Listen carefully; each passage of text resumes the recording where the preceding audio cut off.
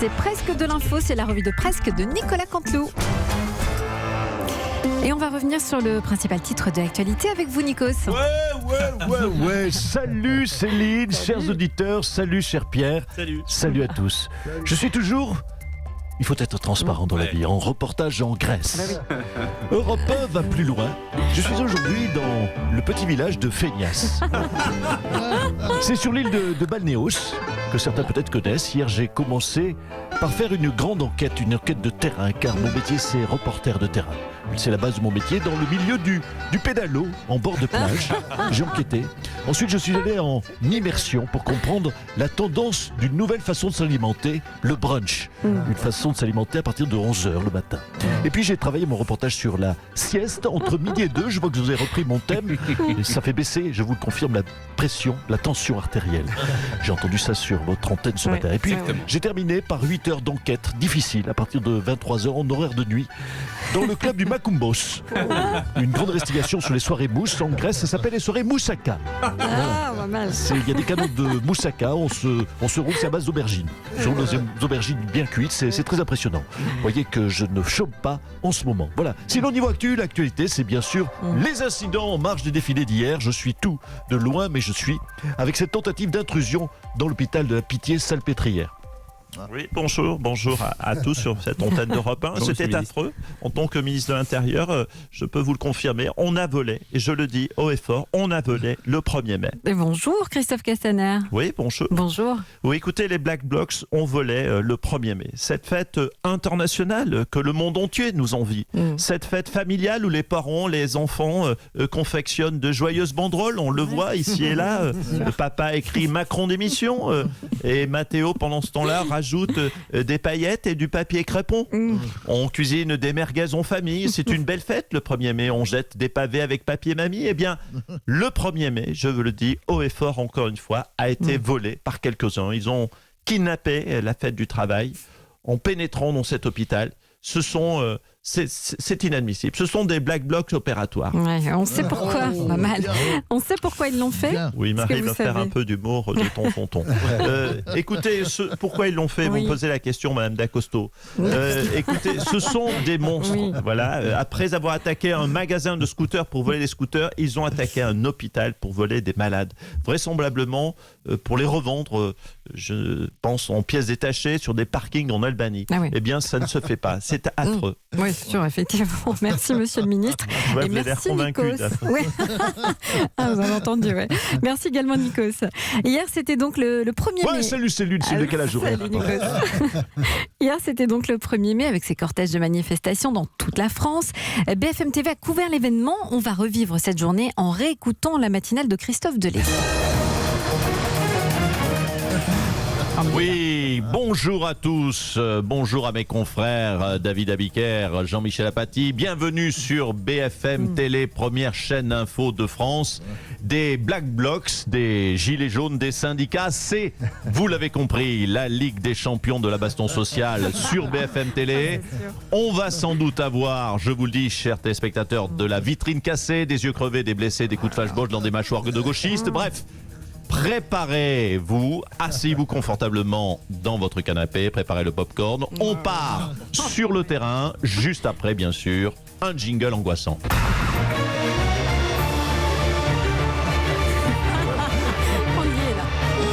Voilà, vous l'avez dit, on y est. Je crois que nous avons bien planté le décor. On retrouve d'ailleurs sur le terrain, parce que c'est le cœur de notre métier, Patrick Sauce, qui est boulevard Haussmann. Alors, Patrick, ça y est... il y a, d'après les premiers éléments que nous avons en notre connaissance, de la violence.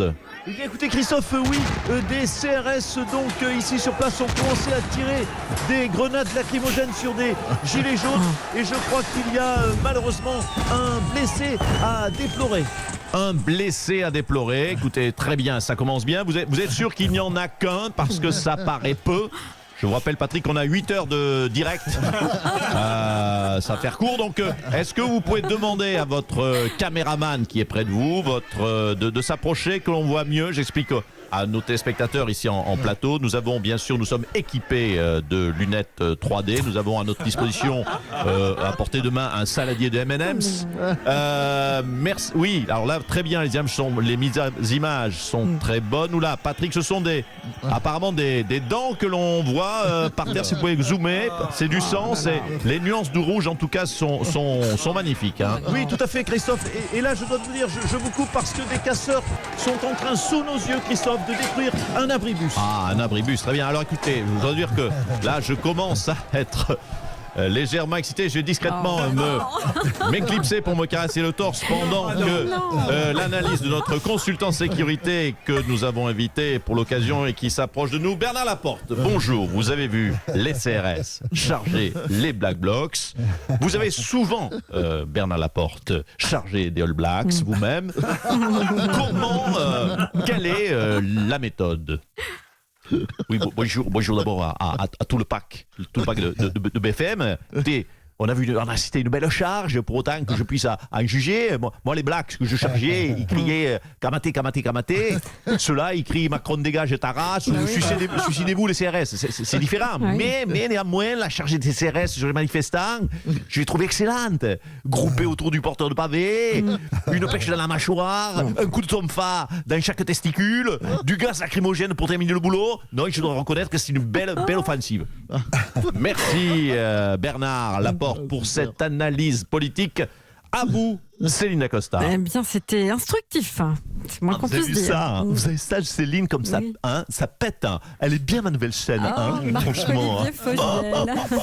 Franchement, hier, ils ont bien bossé. Hein. 3 vitrines pétées et on avait l'impression de regarder les Avengers. Ça, c'est du 1er mai. Alors, pendant ce temps-là, sur TF1, il y avait Jean-Pierre Pernaut qui faisait un reportage sur le muguet cultivé par des vieux tromblons des Pays de Loire.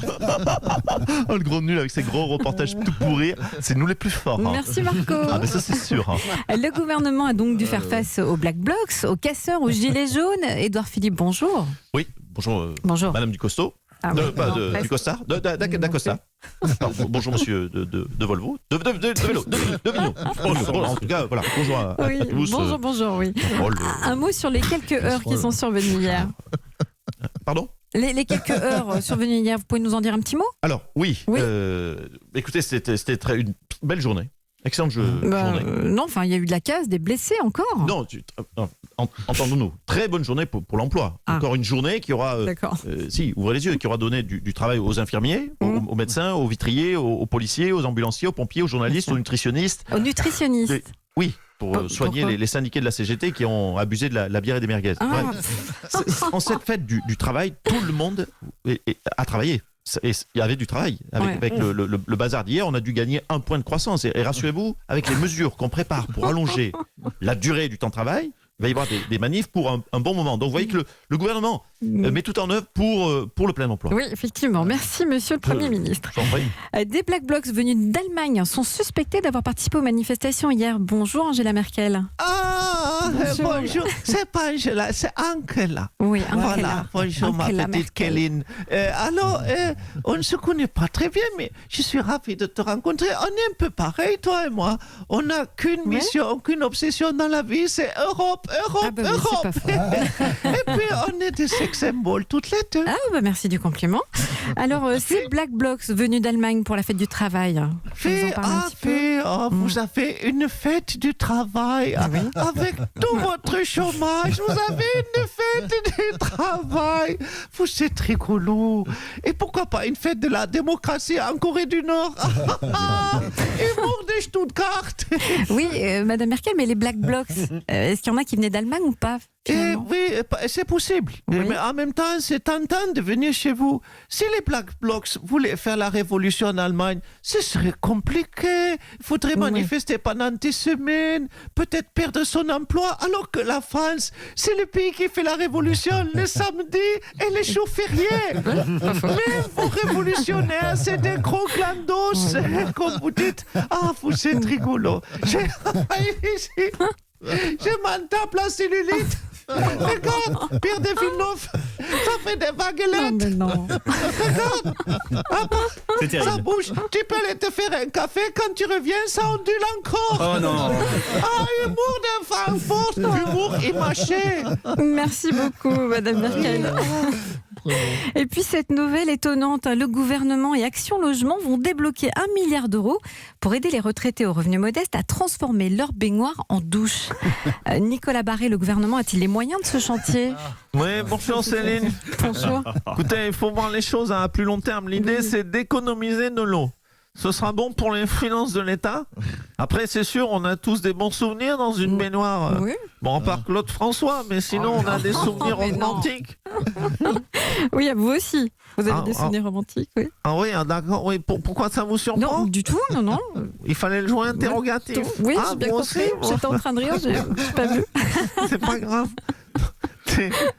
Ça vous surprend que j'ai des souvenirs romantiques en Donc baignoire? vous aussi, vous en avez alors? Oui, mon premier rattrapé. Mon premier émoi en baignoire, c'est quand j'ai vu une publicité avec Micheline Dax pour les baignoires à ouverture latérale.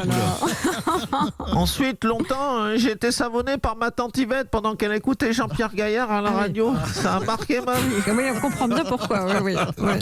Et aujourd'hui, je vis des moments merveilleux dans ma baignoire. Comme vous, Céline, je suppose. Vous aussi, Oui, vous moi connaissez aussi. Bien ce sûr, plaisir de mettre de la musique classique, des bougies et de lire les pages saumon du Figaro dans de la non, pas mousse ça. qui sent la violette. Vous voulez pas venir chez moi? Sentir les bulles qui vous chatouillent les dessous de bras pendant qu'on lit les fluctuations des actions de Saint-Gobain? Ah oui, c'est sûr que vu comme ça, oui, c'est Allez, romantique. Céline, viens. En plus, j'ai fait rentrer une caisse de champomis cuvée Misélimé du 1017.